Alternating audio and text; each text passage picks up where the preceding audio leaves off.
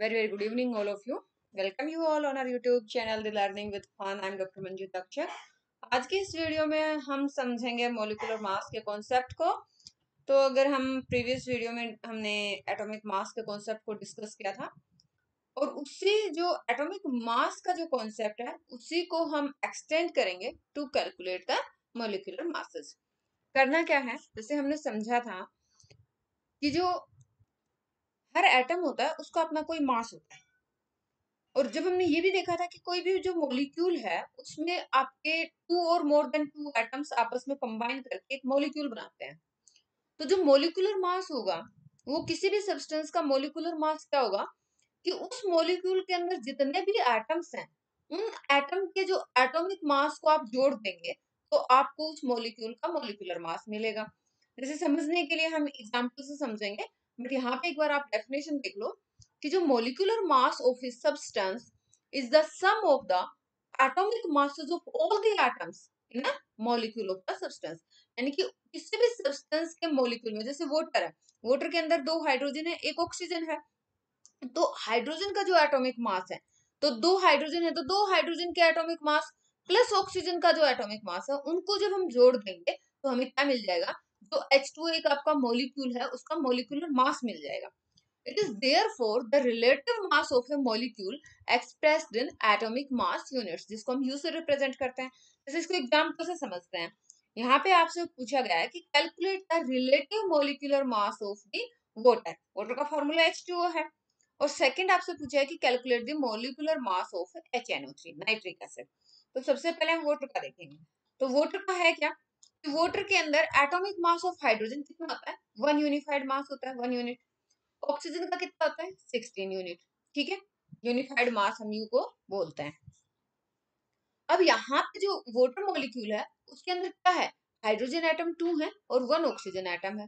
तो 2 इंटू 1, क्योंकि हाइड्रोजन का 1 मास है, प्लस ऑक्सीजन का 1 ही एटम है, 1 इंटू 16, क्योंकि ऑक्सीजन का मास 16 है। दोनों को जोड़ देंगे, 2 प्लस 16 कितना हो गया, 18 यूनिफाइड मास आ गया, 18 यूनिट। अगर HNO3 की बात करते हैं तो इसमें एक हाइड्रोजन एटम है, एक नाइट्रोजन एटम है और 3 है ऑक्सीजन एटम। तो हाइड्रोजन एटम का मास होता है 1, नाइट्रोजन का होता है 14 और एक ऑक्सीजन का 16 है। 3 ऑक्सीजन का कितना हो जाएगा, 16 3 जा 48। सबको जोड़ देंगे, 63 यूनिट आ गया। तो ये हमने कौन सा कॉन्सेप्ट समझा, मॉलिक्यूलर मास का। अब हम एक फॉर्मूला यूनिट मास का कॉन्सेप्ट भी समझते हैं। किसी भी सब्सटेंस का जो फॉर्मूला यूनिट मास है ये भी कैसे, किसके इक्वल है, ये सम होता है atomic masses of all the atoms in a formula unit of A compound. यानी कि ये सिमिलर होता है, जैसा कि अभी हमने मॉलिक्यूलर मास निकाला था उसी हिसाब से हम फॉर्मूला यूनिट मास भी निकालते हैं। लेकिन इसमें जैसे कोई भी कंपाउंड है उसका फार्मूला यूनिट क्या है, उस फार्मूला यूनिट में जो एटम्स प्रेजेंट होते हैं उन एटम के एटॉमिक मासेस को अगर हम जोड़ देंगे तो हमारे पास मिल जाएगा फॉर्मूला यूनिट मास। अगेन हम इसको एग्जांपल से समझेंगे। एक्चुअली होता क्या है, जो मोलर मास है और फॉर्मूला यूनिट मास है उसमें डिफरेंस क्या है, डिफरेंस ये है कि हम जो सब्सटेंस, अगर हम यूं कहें कि किसी भी सब्सटेंस के अगर कॉन्स्टिट्यूएंट पार्टिकल्स आयंस हैं, जैसे NaCl है, NaCl को हम बोलते हैं सोडियम आयन और क्लोराइड आयन से बना है, तो हम क्या कंसीडर करते हैं कि ये एक आयनिक कंपाउंड है जो आयन से बना है। तो ऐसा कोई भी सब्सटेंस जिसके कॉन्स्टिट्यूएंट पार्टिकल आयन से बने हो उनके लिए हम वर्ड यूज करते हैं फॉर्मूला यूनिट, है ना। एग्जांपल है जैसे सोडियम क्लोराइड, तो इसका फॉर्मूला यूनिट मास निकालेंगे तो हम क्या निकालेंगे कि 1 सोडियम आयन का और 1 क्लोराइड आयन का। तो सोडियम आयन का मास कितना होता है 23, क्लोराइड आयन का मास कितना होता है 35.5। दोनों को जोड़ देंगे क्योंकि एक सोडियम है एक क्लोराइड है, तो हमारे पास 58.5 यूनिट आ गया। नेक्स्ट एग्जांपल है, calculate the formula unit mass of CaCl2। Again इसको फॉर्मूला यूनिट मास क्यों बोला, क्योंकि ये आपका एक आयनिक कंपाउंड है। ऐसा माना है कि ये कैल्शियम आयन और क्लोराइड आयन से बना है, ठीक है, और ये सारी चीजें मतलब एक्सपेरिमेंटली प्रूव्ड है। तो अब जैसे यहाँ पे कैल्शियम आयन कितना है, एक है, कैल्शियम आयन का मास कितना होता है 40।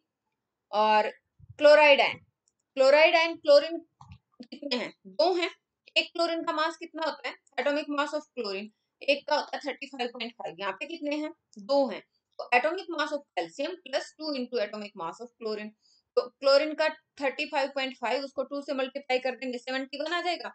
71 प्लस 14 आपका 111 यूनिफाइड मास आ गया। तो ये हमने देखा एटॉमिक मतलब मॉलिक्यूलर मास, एटॉमिक मास का कॉन्सेप्ट हम पहले से ही समझ चुके हैं, और फिर हमने देखा फॉर्मूला यूनिट मास।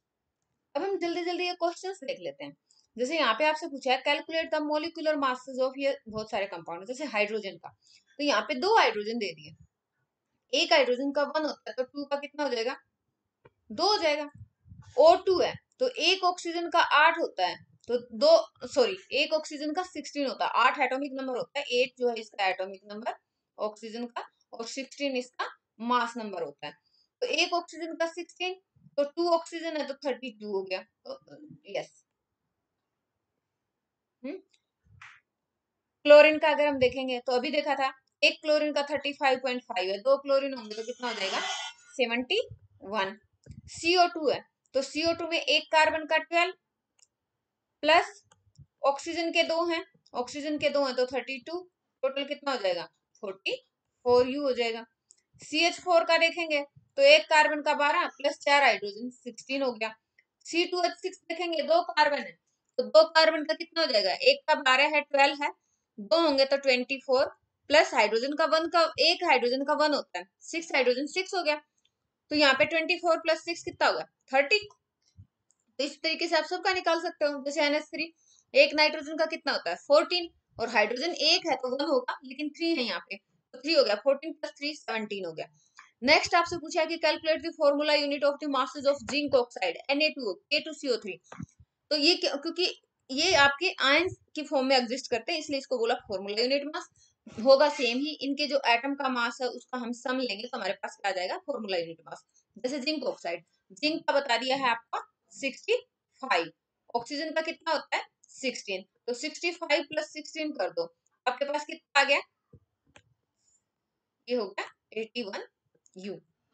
ठीक है, आप इनमें से किसी को भी जोड़ दोगे, आपको जिंक का दिया है, सोडियम का, पोटेशियम का, कार्बन का, ऑक्सीजन का, तो आपको बस प्लस करना है, सम करना है। तो आई होप कि यहाँ पे ये जो आपके पास मॉलिक्यूलर मास और फॉर्मूला यूनिट मास का कॉन्सेप्ट क्लियर हुआ होगा।